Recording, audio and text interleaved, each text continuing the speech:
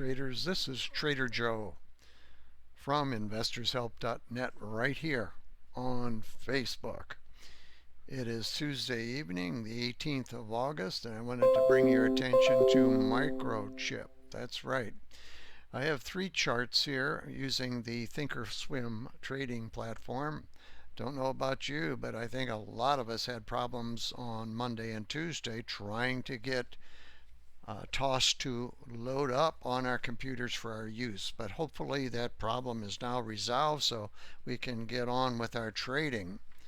I put up a tip yesterday, hopefully you saw it, that you should always have a backup trading platform available for your use when a situation arises like we had yesterday and today with thinkorswim. You don't want to be totally out of the action, so we always, Trader Cindy and I, always have another trading platform or two or three that we have available to us for our trading purposes. What I want to take a quick look at this evening is MICROCHIP. I have three charts here. On the left, this is a weekly chart. As you can see here, it's a weekly chart. We have here a daily chart, and we also have a 1 hour chart. I have three different indicators on my charts. We have first the MACD, we have an RSI, the relative strength indicator, and we have a SlowStochastic. So let's go from the left to the right. On a weekly chart, we have had a nice move up in this last week. However, our MACD is getting near the top, which could be a danger signal, okay? And I'll tell you more about that when we get to the hourly. RSI is at a recent high. That's showing strength here in the weekly chart. Finally, our SlowStochastics did cross. That's a positive sign, and the red, the shorter, or excuse me, the slower moving average will be turning up in the next day or two as long as the faster moving average continues up. Let's take a quick look at the daily. We see that the MACD is turning up. Hopefully you can see that. Our RSI continues strong. It's stronger than the previous high right here. And the slow stoch is approaching the overbought line up here in the area of 75.80 or so.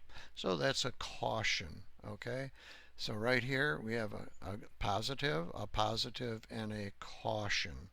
Over here we have a positive, and a positive. So on the longer time frame, on the weekly, it looks a little better than on the daily. Now moving over to the 1 hour chart. I just had to make sure this is recording. It sure looks like it is.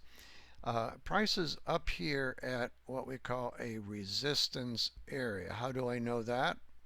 You see, we had a high over here to the left. What I like to do, and I'll do it for you guys and gals, take my rectangle and I'm going to draw the high to the little area of support and just draw it across. You see how I did that?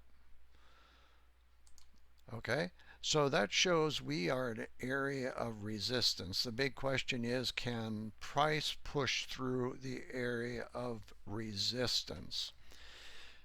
Our MACD is on the way up. It's not oversold. However, the histogram, as you can see here, the space between the two moving averages are getting smaller, so that's a negative. Also, here's another negative.